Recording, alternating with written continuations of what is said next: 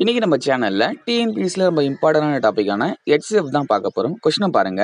16 மற்றும் 24 என்ற எண்களுக்கு மீ பே வா காண்க. யூஸ்வலா எல்சிஎம் அப்படின்னா கொடுத்திருக்க எண்ணுக்கு மடங்குகளை எழுதுவோம். இது HCFன்றதால கொடுத்திருக்க எண்ணோட வகுத்திகளை நம்ம எழுதணும். வகுத்திகள் அப்படின்னா 16 எந்தெந்த எண்களால வகுப்படுமோ அந்த எண்கள்லாம் எழுதணும். நம்ம 16 பார்த்தீங்கன்னா 1ஆல வகுப்படும், 2ஆல வகுப்படும், 4ஆலையும் வகுப்படும், 8ஆல வகுப்படும், அது மற்றும் அதே எண் 16ஆலையும் வகுப்படும். இதே போல 24க்கும் எழுதுவோம்.